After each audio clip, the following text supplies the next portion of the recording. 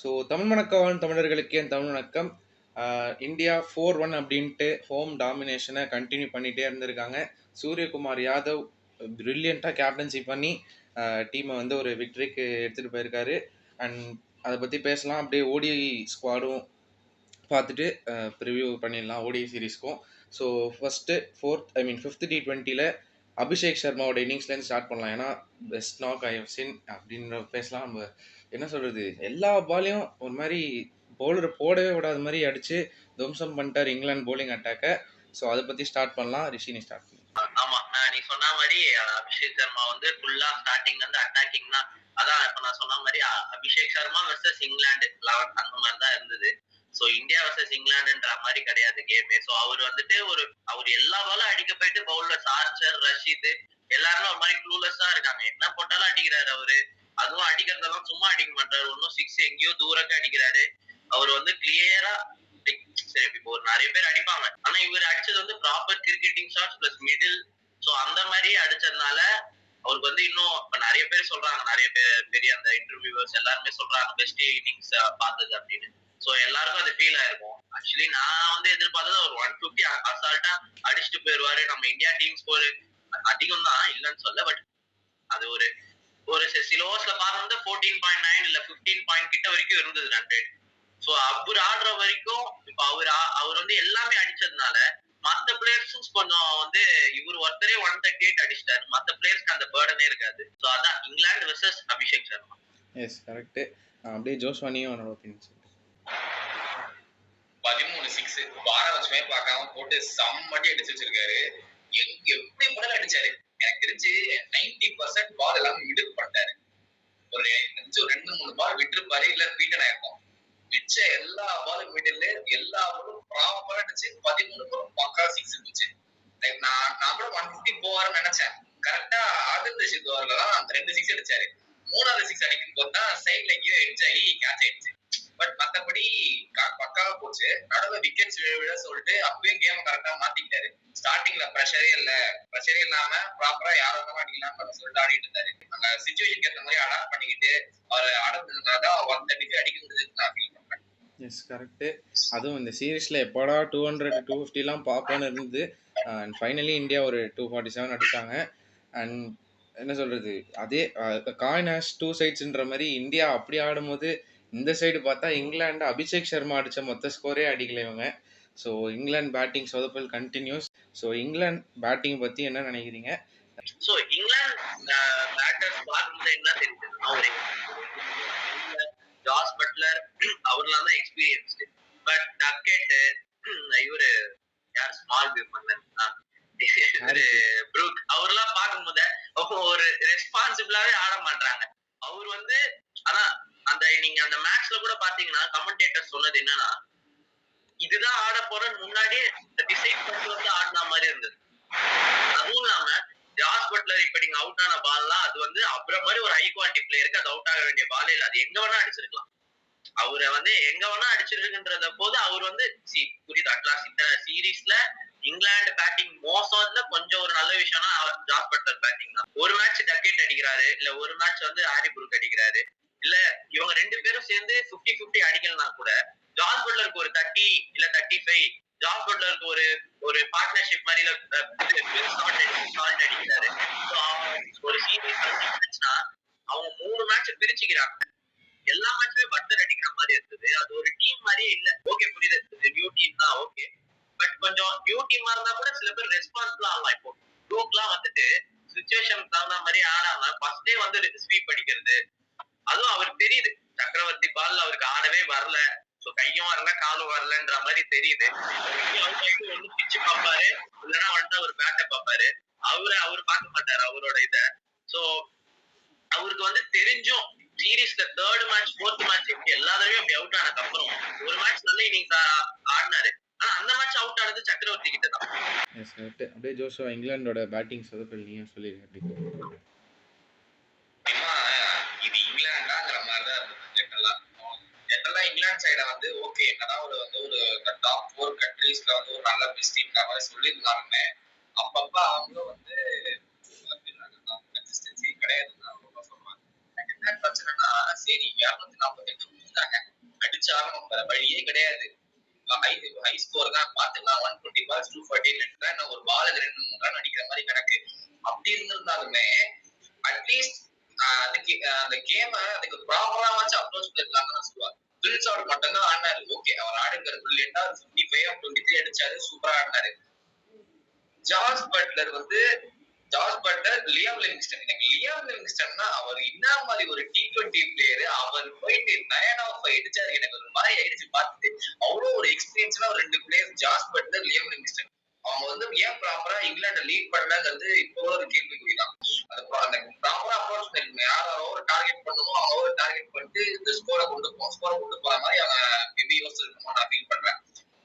லிட்டலா பச்சையா தெரியுது ஒரு மாதிரி எக்ஸ்பீரியன்ஸே இல்ல அந்த சைடுக்கு, யாராச்சும் ஒருத்தர் லீட் பண்ண இருக்கணும் அப்படின்னு சொல்லிட்டு. ஜார்ஜ் பட்லர் இருந்துமே ஏன் அவங்க இந்த மாதிரி பண்றாங்க அப்படிங்கிறது தெரியல. பட் அவரே சொல்லிட்டே இருக்க முடியாது. அவர் தான் லிட்டலா ஒன் மேன் ஆர்மி மாதிரி எல்லா மேட்சும் அடிச்சு கொடுத்துட்டு இருக்காரு. அவருக்கு பாவம் எப்பயாச்சும் 1-2 மேட்ச் வரமாட்டேங்குது. இல்லைன்னா இவர் மட்டும்தான் 50 ஸ்டாண்டர்ட் 40 ஸ்டாண்டர்ட் அவர்தான் மோஸ்ட் அடிச்சு கொடுக்குறாரு. பாவம் அந்த ஒரு மேட்ச் அவருக்கு வரமாட்டேங்குது. இங்கிலாந்து எக்ஸ்பீரியன்ஸ் இல்லைன்னு சொல்லி ஆகணும். ஆல்சோ அவங்க அந்த கண்டிஷனுக்கு ஏற்ற மாதிரி அந்த சிச்சுவேஷனுக்கு ஏற்ற மாதிரி அவங்க அடாப்ட் பண்ணி ஆட மாட்டாங்கிறது ரொம்ப கிளியரா தெரியும். ஒரு பாயிண்ட் நான் ஆட் பண்ணணும்னு நினைக்கிறேன். ஜோஷ்வா எனக்கு சொன்னதுல இருந்தா எனக்கு ஒரு பாயிண்ட் தோணுச்சு. என்னன்னா, இப்ப டார்கெட் 240ன்றது அதிகம் தான், இல்லன்னே சொல்ல, அடிக்கணும்ன்றது தான். இப்ப நம்ம ஒரு டார்கெட் அதிகம்ன்றது ஒரு அப்ரோச் இல்ல, ஒரு அடிக்கிறதுனா கூட ஒரு பிளானோட அடிக்கணும்ல. சும்மா கண்ணா பின்னான்னு ஃபர்ஸ்ட் பால்ல இருந்து அடிக்கணும், கண்ணா பின்னா ஷாட், ஒரு பிளைண்ட், ஒரு அப்ரோச்சே இல்லாம அட்லீஸ்ட் நான் அடிக்கிறேன் நீ ரொட்டேட் பண்ணு அந்த மாதிரியாச்சும் பேசி ஆடி இருக்கணும். 240 ரொம்ப பெரிய டார்கெட்டா இருந்தா கூட அவங்க ஸ்டார்ட் பண்ண விதத்துல இவங்க எல்லாம் கொஞ்சம் கொடுத்திருந்தாங்கன்னா அட்லீஸ்ட் கேம் இன்னும் க்ளோஸா போயிருக்கும்.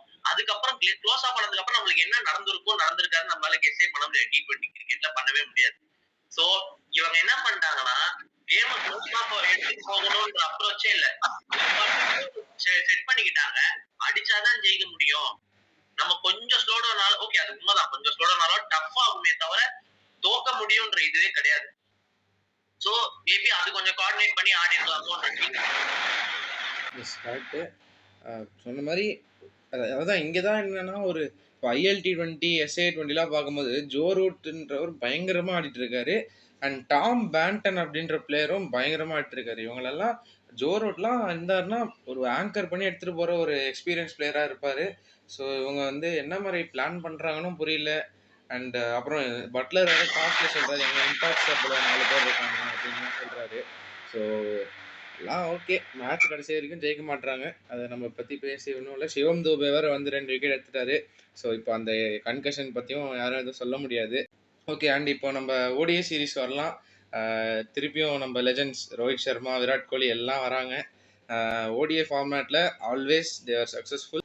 நியூ ஜெர்சிலாம் பிரிண்ட் பண்ணி ஒரு பயங்கரமான சாம்பியன்ஸ் ட்ராஃபிக்கு ஒரு ட்ரையல் மாதிரி இந்த ஒரு 3 ஒன் டே. ஸோ அதை பற்றி ஸ்டார்ட் பண்ணலாம். ஸ்குவாட் எப்படி இருக்குது நம்ம ரிஷியன் ஸ்டார்ட் பண்ணலாம். ஸ்குவாட் பார்த்தீங்கன்னா அது இப்போ ரோஹித் சர்மா, சுப்மன் கில், விராட் கோலி, ஐயர், ஸ்ரேயாஸ் ஐயர் எல்லாரும் ஒரு சாலிடான ஸ்குவாட் தான். இப்போ பெரிய பிரச்சனை நம்மளுக்கு என்னன்னா பும்ரா கிடையாது. சோ அதுக்கு பதிலா தான் சக்கரவர்த்தியை இன்க்ளூட் பண்ணிருக்காங்க. இப்ப நம்ம எந்த சுச்சுவேஷன்ல இருந்தாலும் பும்ரா கேம் மாத்திடுவாரு. வரும் சக்கரவர்த்தி நல்ல போலர் தான், நல்ல போலர் இல்லைன்னா சொல்ல. பட் ஆனா அவர் ஒரு ஸ்பின்னர். டெத் ஓவர்ல அவரால் எதுவுமே பண்ண முடியாது. நம்மளுக்கு இப்ப ஷமி இப்ப நம்ம T20ல பார்க்கும்போது அவருக்கு நல்ல ஸ்விங் இருக்கு. பட் லைன் அண்ட் லென்த் அவர் திருப்பி ரிதம்ல வரதுக்கு கொஞ்ச நாள் ஆகும். சோ என்னதான் எல்லாரும் நல்லா பண்ணாலுமே கன்சிஸ்டன்சியா பண்ணிட்டு இருக்கிறவர் தான் பும்ரா. சோ நம்ம என்ன சாலிட் இப்ப பேட்டிங்ல இப்ப கோலி ஃபார்ம்ல இல்ல, ரோஹித் சர்மா ஃபார்ம்ல இல்ல. சோ எல்லாரும் ஃபார்ம்ல அவங்க வர்றதுக்கு கொஞ்சம் டைம் ஆகும். அந்த டைம் ஆகிற கேப்ல ஃபில் பண்ண நம்மளுக்கு பும்ரா ஹெல்ப் பண்ணுவாரு. சோ அந்த பும்ராவே இல்லைன்றப்போ இவங்க எப்படி ஆட போறாங்கன்றதுதான் கேள்வி. கரெக்ட். அண்ட் வருண் சக்கரவர்த்தியும் ஆட் பண்ணியிருக்காங்க ஸ்குவாட்ல. அது ஒரு பெரிய பாசிட்டிவ். அதாவது எப்படி சொல்கிறது, ஒன் டேல அண்ட் டெஸ்ட்டில் பும்ராவை நம்ம எப்படி பார்க்குறோமோ அதே மாதிரி நம்ம T20ல சக்கரவர்த்தியை பார்க்குறோம். ஸோ சக்கரவர்த்தியோட அடிஷன் அண்ட் பும்ரா, ரிஷி சொன்ன மாதிரி பும்ரா இல்லாதது எவ்வளோ ஹர்ட் பண்ண போகுதுன்னு ஜோஷ் பண்ணி சொல்லு. ஸ்குவாட் ஓகே தான், இல்லைங்கிறத விட ஓகே, பரவாயில்ல. ஸ்குவாட் ஓகே தான். பேட்டிங் சைட்ல பார்க்கும்போது ஃபார்ம்ல இருக்க யாரும் மெயின் கன்சர்ன் அதுதான். மற்றபடி batting side okay. Bowling side வரும்போது பும்ரா பத்தி பேசி ஆகும். பிகாஸ் பும்ரா எக்ஸ்பேக்டர் அவர் தேவைப்படுவாரு கண்டிப்பா. அவர் மோசமான நிலைமை. இந்த சுச்சுவேஷனையும் கேமை டர்ன் பண்ற அளவுக்கு அப்சைட் டவுனா திருப்பற அளவுக்கு அவருக்கு கொஞ்சம் அபிலிட்டி இருக்கு. அவர் இல்லாம போயிட்டாரு. அதுதான் வருண் சக்கரவர்த்தி வந்திருக்காரு. அதான் சொன்ன மாதிரி தான், நிஷித் சொன்ன மாதிரி தான், டெத் ஓவர்ஸ்ல கூட அடிச்சிருவாங்க. என்ன எப்படிப்பட்ட ஸ்பின்னரா இருந்தாலும் டெத் ஓவர்ல போட்டா முடிஞ்சு வழியே கிடையாது. உண்மை பட முடியாது. வருண் சக்கரவர்த்தி ஈஸியா பேஷ் பண்ணிடுவாங்க. அதுதான் மெயினான பிரச்சனை. ஆல்சோ இங்க கன்சிஸ்டன்சிக்கு மிகப்பெரிய பிரச்சனை. ஓகே, அர்ஷித் ராணா போடுறாரு, நல்லா தான் போடுறாரு, 3 விக்கெட் எடுக்கிறாரு, 3 விக்கெட் எடுக்கிறாரு. ஹர்ஷ்தீப் சிங் நல்லா தான் போடுறாரு, லீடிங் டீம் விக்கெட் எடுக்கிறாரு, எல்லாம் ஓகே ஃபைன். ஆனா கன்சிஸ்டன்சி இருக்கணும். அதுதான் பும்ராவையும் மிச்ச பவுலர்ஸையும் செப்பரேட் பண்ணுது. அதுக்கு இந்த பவுலிங்ல நான் வீக்குலாம் சொல்ல வரல. பும்ரா இருந்திருந்தா இன்னும் இது ஸ்ட்ராங்கா இருந்திருக்காங்க நான் சொல்ல வரேன். இந்த பவுலிங்ல இருந்து ஆக்சுவலி ஸ்பீக்கிங் நம்மளோட ஸ்டாண்டர்ட்ஸ்க்கு கம்மி. பட் ஓவராலா பார்க்கும்போது இந்த பவுலிங் ஒரு நல்ல பவுலிங் தான். இப்போ ஜோஷுவா சொன்னதுதான் நீங்க வந்து கம்பேர் பண்ணா பவுலிங் சைடு முக்கெல்லாம் கிடையாது. நல்ல பவுலர்ஸையும் இவங்கலாம் ஒரு சர்டைன் கண்டிஷன்ஸ், ஒருத்தருக்கு ஸ்விங் ட்ராக் இருந்தா சூப்பரா இருக்கும். ஆனா பும்ரான்ற ஒரு பிளேயர் வந்து எல்லா ட்ராக்லயுமே போடக்கூடிய ஆள். சோ அவர் இருந்தா நம்மளுக்கு ஹோப்ஸ் இருக்கும். இன்னொன்னு, என்னதான் இவ்வளவு பெரிய ஸ்குவாட் இருந்தாலும் இப்ப அதை யூனிட்டா பிரிக்கிறோம்னு வைங்களேன், பேட்டிங் யூனிட்டுக்கு ஒரு லீடர் மாதிரி அவங்களே இமேஜின் பண்ணி, புரியுதா? சோ அவரு கொஞ்சம் நார்மலா போட்டாருன்னா அது மென்டலா மற்ற பவுலர்ஸ்க்குமே அஃபெக்ட் ஆகும், கன்ஃபார்ம் அஃபெக்ட் ஆகும். சோ மத்தவங்க வழிநடத்த, ஒரு பவுலிங் யூனிட்டை வழிநடத்த கன்ஃபார்ம் பும்ரா தேவை. அவரோட ஆக்ஷன் எல்லாத்துக்குமே அவர் லீட் பண்ண மத்த பவுலர்ஸ்க்கு ஒரு ரிதம் வரும்ன்றதுதான் என் பாயிண்ட். அது பும்ரா இல்லாதது ஓகே சொல்றேன், ஓகே நல்ல பவுலர் தான். பட் அதுக்காக இந்த ஸ்குவாட் ஆகும் இந்த சைடு நம்ம வீக்னு சொல்ல வரல. அதுதான் அவர் வந்து இந்த இருக்கிற ஸ்குவாட் வந்து எப்படி சொல்றது, இன்னும் பெட்டரா ஆக்குவாருன்னா. S, okay. பார்த்தாச்சு பும்ரா. அது இன்னும் சாம்பியன்ஸ் ட்ராஃபிக்கு வந்து அவர் அவைலபிலிட்டி அப்படின்னு சொல்லலை. பட் இந்த 3 ஒன் டே சீரீஸ்க்கு மட்டும் அவர் இருக்க மாட்டார். தேர்ட் ஓடி வருவார் அப்படின்னு ஃபஸ்ட்டு சொன்னாங்க. இப்போ அது வரமாட்டாருன்னு கன்ஃபார்ம் ஆயிடுச்சு. மேபி கொஞ்சம் பொறுமையாக அவர் ஆக்சுவலி நியூசிலாண்டில் ஏதோ சர்ஜரிக்கோ எதுக்கோ போயிருக்காருன்னு நினைக்கிறேன். எல்லாம் ஹோப் பண்ணலாம் கண்டிப்பாக ஒரு சாம்பியன்ஸ் ட்ராஃபி வந்துடுவாருன்னு. அவர் வந்துட்டாருன்னா ஒரு என்ன சொல்கிறது, கப்பில் பாதி கை வச்சுட்ட மாதிரி. பட் ஸ்டில் அவரோட அவைலபிலிட்டி நமக்கு தெரியல. அவர் வந்துடுவாருன்னு எனக்கு ஏதோ ஒரு இது இருக்குது. ஏன்னா அவர் எப்படி சொல்கிறது, அவர் சேலஞ்ச் அக்செப்ட் பண்ண அவர் வந்து ரெடியாக இருப்பார். பிளேயிங் 11 அப்படின்னு நம்ம பார்க்கும்போது ஆப்வியஸாக ரோஹித் சர்மா அண்ட் சுப்மன் கில் ஓப்பன் பண்ண போகிறாங்க. எஸ்எஸ்வி ஜெய்ஸ்வால் எனக்கு தெரிஞ்ச வரைக்கும் ரிசர்வ் ஃபார் சுப்மன் கில்லாக தான் இருப்பார். Rohit Sharma with Shubman Gill, number 3 Virat Kohli, 4 Shreyas Iyer, 5 KL ராகுல் இல்லைனா ரிஷப் பண்ட். என்னை பொறுத்த வரைக்கும் கேஎல் ராகுல் தான் ஸ்டார்ட் பண்ணுவார். 6ல் ஹர்திக் பாண்டியா, 7 ரவீந்திர ஜடேஜா ஆர் அக்சர் பட்டேல். என்ன கேட்டால் அக்சர் பட்டேல் நான் சூஸ் பண்ணுவேன். ஏன்னா ஜடேஜா லெஜண்ட் தான், இல்லைன்னு சொல்லலை. பட் ஸ்டில் ரீசெண்ட் டைம்ஸில் பார்க்கும்போது அக்சர் பட்டேலோட ஃபார்ம் கொஞ்சம் நல்லா இருக்குது. 7ல் அக்சர். 8ல் அப்படியே பவுலர்ஸ் வந்துடும், குல்தீப் யாதவ், வருண் சக்கரவர்த்தி, முகமது ஷமி அண்ட் ஹர்ஷ்தீப் சிங். அண்ட் இந்த 11 அக்செப்ட் பண்ணிக்கிறீங்களா, ஆர்எல்ஸ் ஏதாவது சேஞ்ச் இருந்தால் அப்படி சொல்லுங்கள். ரிஷி ஸ்டார்ட். நான் வந்துட்டு ஃபர்ஸ்ட் வந்து ரோஹித் சர்மா கில் போக மாட்டேன். ரோஹித் சர்மா எஸ்எஸ்வி தான் போவேன். ஏன்னா லெஃப்ட் ரைட் காம்பினேஷன். சோ இன்னொன்னு பாத்தீங்கன்னா அப்கோர்ஸ் மிச்ச பொசிஷன்ஸ்லாம் ஆல்மோஸ்ட் கன்ஃபார்ம். கோலி, ஸ்ரேயாஸ் ஐயர், கேஎல் ராகுல், ஹர்திக் பாண்டியா. இந்த இடத்துல நான் வந்துட்டு நான் ஜடேஜா போனா அக்ஷர் பட்னா போனா எனக்கு கொஞ்சம் கன்ஃபியூஷன் இருக்கும். ஏன்னா இப்போ ஜடேஜா வந்து டொமஸ்டிக்ல சூப்பரா பண்ணிருக்காரு. அவர் வந்து இருந்தாருன்னா நீங்க கிரவுண்ட்ல அவரை பார்க்காம இருக்கவே முடியாது. எங்க பால் போனாலும் அவர் கைக்கு போற மாதிரி தான் இருக்கும். எங்க ஃபீல்டிங் போனாலும் அவர் தான் ஃபீல்டிங் பண்ணுவாங்க. எப்படி சொல்றது, நான் வந்து ஜடேஜா தான் போவேன். மீதி எல்லாம் அதேதான். சக்கரவர்த்தி இல்ல, அது சக்கரவர்த்தி வந்து மேபி நான் ஒரு மேட்ச் ஃபர்ஸ்ட் மேட்ச் ரெஸ்ட் எடுத்து இதெல்லாம் எப்படி இருக்கு அதெல்லாம் பார்ப்பேன். இல்ல ஃபர்ஸ்ட் மேட்ச் சான்ஸ் கொடுக்கலாம், நம்ம கையில இருக்கு. ஓகே ஜோஷா, அப்படியே உன்னோட 11 ஏதாவது சேஞ்சஸ் இருந்தா ப்ளீஸ். நானும் அதேதான். ரோஹித் சர்மாவும் ஜெய்ஸ்வாலும் ஃபார்ம் இருக்கு கம்பேர் பண்ண இருக்கு. ஸோ அதனால ஜெய்ஸ்வாலை இது பண்ணுவேன். மற்ற பொசிஷன்ஸ்லாம் செட் ஆயிடும். விராட் கோலி கேஎல் ராகுல் அந்த பொசிஷன்ஸ்லாம் செட் ஆயிடும். நான் அக்சர் பட்டேலா ஜடேஜா சூஸ் பண்ணா நான் கண்டிப்பா ஜடேஜா தான் 100%. ஓடிஐ கேம்ல பட் T20 தான் ஓகே ஃபைன், நீங்க அக்சர் பட்டேல் போறீங்க சின்ன இது தரலாம். பட் ஓடிஐ கேம் அப்படிங்கிற பட்சத்துல நீங்க கண்டிப்பா ரவீந்திர ஜடேஜா தான் கொடுத்தாலும் சரி. இங்கிலாந்து சைடாச்சு அக்சர் பட்டேல் தரலாமே, பட் அப்படிலாம் கிடையாதுங்க. இப்போ அதான் அஸ்வினே சொல்லுவாருங்க, ஏன் ஜடேஜாவோட ஓடிஐ கேம் வந்து இன்னும் அவ்வளவா வெளிய வரல, ஏன்னா அவர் வந்து லோவர் டவுன் ஆர்டர் ஆடுறாரு அப்படின்னு சொல்லிட்டு. ஜடேஜாங்கிற எப்படி சொல்றது, அவர் என்ன கொடுத்தாலும் பண்ணுவார், என்ன பொசிஷன்ல நீங்க அப்படி ஆட சொல்லுவாரா ஆடுவாரு, டவுன் ஆட சொல்லுமா ஆடுவாரு, டக்குன்னு பவுலிங் பண்ண சொல்லுமா, எல்லாமே பண்ணக்கூடிய ஒரு பொட்டன்ஷியல் இருக்கிற ஒரு பிளேயரை நீங்க எப்படி கம்பேர் பண்றீங்க அப்படின்னு. நான் not saying that Axar Patel weak தான் சொல்ல வரேன். பட் அக்ஷர் பட்டேலுக்கும் ரவீந்திர ஜடேஜாவுக்கும் கம்பேரிசனே இருக்கக்கூடாது ஓடிஐ சைட்ல நான் சொல்ல வரேன். பிக்சர் பொசிஷன்ஸ் எல்லாமே செட் ஆயிடும். நான் குல்தீப் யாதவ் மட்டும் நான் Kuldeep Yadav first match try பண்ணுவேன். அவர் பால் போடுறாரு, ரொம்ப பொறுமையா போடுறாரு, அதை வந்து ஈஸியா அடிச்சிடுறாங்க அப்படின்னு சொல்லிட்டு நிறைய கன்சர்ன்ஸ் போயிட்டு அவர் கம்பேக்லாம் அதெல்லாம் பண்ணி கொடுத்துருக்காரு. பட் இப்போ அவரோட கரண்ட் ஃபார்ம் அப்படின்னு தெரியல. மேபி அதை செக் பண்றதுனால மேபி ஃபர்ஸ்ட் மேட்ச் நான் இது பண்ணுவேன், வருண் சக்கரவர்த்தி ரெஸ்ட் பண்ணிட்டு நான் மேபி குல்தீப் யாதவ் ட்ரை பண்ணுவேன். அதுக்கப்புறம் மேபி இன்கேஸ் ஃபார்ம் ஓகேவா இல்ல ஏதாச்சும் புதுசா ட்ரை பண்ணணும்னு வச்சுன்னா வருண் சக்கரவர்த்தி ட்ரை பண்ணுவேன். நம்ம டீம் வந்து ஆக்சுவலி செம்ம டீம். நம்ம டீமுக்கு பெரிய கொஸ்டின் மார்க்கே ஃபார்ம்ன்ற ஒரு ஃபேக்டர் தான். சோ அந்த ஃபார்ம் எல்லாருக்கும் கிளிக் ஆயிருச்சுன்னா நம்ம டீம் வந்து எல்லா டிபார்ட்மெண்ட்லயும் இருக்காங்க. நம்ம டீமுக்கு பிளேயர் ஓப்பனிங் கோல் விராட் கோலி, ரோஹித் சர்மா அவங்களுக்கு எல்லாம் கிளிக் ஆயிடுச்சுன்னா அவங்க ஜெயிப்பாங்களோ இல்லையோ மத்த டீம் பிளேயர்ஸ்க்கு எல்லாம் ஒரு மாதிரி கன்ஃபார்மா இருக்கும். அவங்களுக்கு ரிதம் வந்துருச்சுன்னா ஆஸ் யூசுவல் ஒரு டீமா நீங்க ஃபைட் பண்ணுவீங்க, இல்லன்னு சொல்ல. பட் ஆனா அவங்க மென்டலா பாத்தீங்கன்னா அவங்க ஃபார்ம்ன்றது வந்து பெரிய ஒரு மென்டல் கேமுக்கு ஏற்படுத்தக்கூடியது. சோ அது ஒரு ஃபார்ம் நம்ம வந்துருச்சுன்னா நம்ம டீம் மாதிரி ஒரு சாலிட் டீம் மற்ற டீம்ஸ் கம்பேர் பண்ணி நம்ம எடுத்திருக்கிற ஸ்குவாட் சாலிட் ஸ்குவாட். ஆனா ஃபார்ம்ன்ற ஒரு ஃபேக்டர் தான். நம்மளுக்கு ஃபர்ஸ்ட் மேட்ச் செகண்ட் மேட்ச்க்கு அப்புறம் தான் தெரியும் அவங்களுக்கு பேட்ல ரிதமா வருதா இல்லையா, பவுலர்ஸ்க்கு கரெக்டா இருக்கா, ஸ்பின்னர்ஸ்க்கு கரெக்டா இருக்கா. இப்ப ஜோஷுவா சொன்ன மாதிரி குல்தீப் யாதவ் நான் ஃபர்ஸ்ட் மேட்ச் ஆட வைப்பேன் நானுமே. ஏன்னா அவர் வந்து அவருக்கு கிளிக் ஆயிடுச்சுன்னா அவர் ஒரு அன்ஆர்த்தடாக்ஸ் பவுலிங் இவரு ஆக்ஷன். சோ அந்த ஆக்ஷன் வந்து ஆப்போனன்ட் டீம் பேட்ஸ்மேன் வந்து ரீட் பண்ணவே கஷ்டப்படுவாங்க. அவரும் அது டயகனல் பால் இல்ல வந்து அரௌண்ட் அந்த மாதிரி ஏதாச்சும் வந்து போடும்போது அது இன்ஃபேக்ட் ஸ்பின்னிங் ட்ராக்கா இருந்துச்சுன்னா வருண் சக்கரவர்த்தி குல்தீப் யாதவ்க்குலாம் ஆக்ஷன்ல அவங்க ஃபார்ம்ல ஆல்ரெடி ஃபார்ம்ல தான் இருக்காரு வருண் சக்கரவர்த்தி. சோ அவர்லாம் ஃபார்ம்ல வந்துட்டாங்கன்னா நம்ம டீம் வந்து யார் வேணா எந்த இடத்துல வேணா தூக்கி விடலாம் டீம். Yes correct.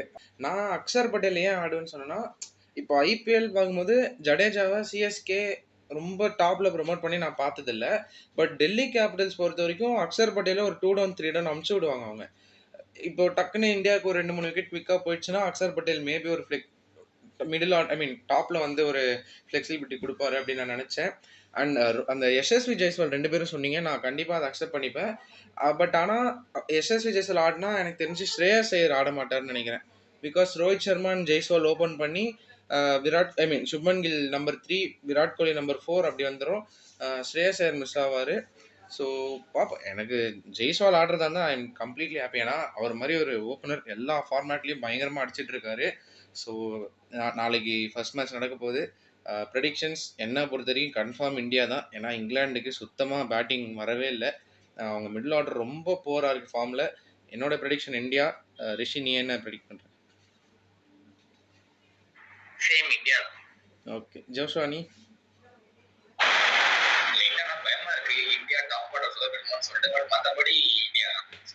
ஓகே 3 பேரும் இந்தியா சொல்லியிருக்கோம். நாளைக்கு மேட்ச் முடிஞ்ச அப்புறம் நம்ம ரிவ்யூ பண்ணலாம். Thanks Joshua and thanks Rishi.